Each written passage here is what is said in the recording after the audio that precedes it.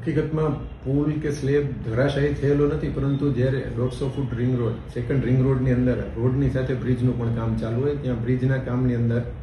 કાલે સવારે 50 મીટરના સ્પાનમાં 10 મીટરનો સ્પાન જે છે ત્યાં સ્લેબ ભરવાની કામગીરી શરૂ હતી. અમારા એક્ઝિક્યુટિવ એન્જિનિયર પણ ત્યાં સ્થળ પર હાજર હતા. સ્લેબ ભરતા જ્યારે નીચેના સપોર્ટ હતા એમાં સહેજ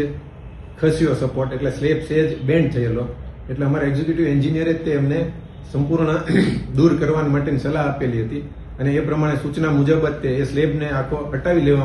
લેવાની કામગીરી એજન્સી દ્વારા કરવામાં આવેલ છે અને ત્યારબાદ નવેસરથી શરૂઆતથી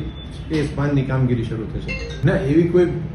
એ ટેકા જ હોય છે, એટલે ટેકામાં ઉપર જેમ વજન થતું જાય, સ્લેબનું વજન વધતું જાય, કારણ કે એપ્રોક્સિમેટ 200 ટનનો એ સ્લેબ થશે, એટલે સ્લેબનું વજન વધતું જાય જેથી ટેકા સેટલ થતા હોય, જેમ જેમ વજન વધતું હોય એમાંથી એક ટેકો જે હશે એમાં સહેજ પેલું થયેલું હશે, એટલા માટે આ સહેજ બેન્ડ થયેલો ને એમના આધારે આપણી સૂચનાને આધારે જ એજન્સીએ એ સંપૂર્ણ દૂર કરવાની કામગીરી કરી. કોઈ પણ પ્રકારની જાનહાની થયેલી નથી.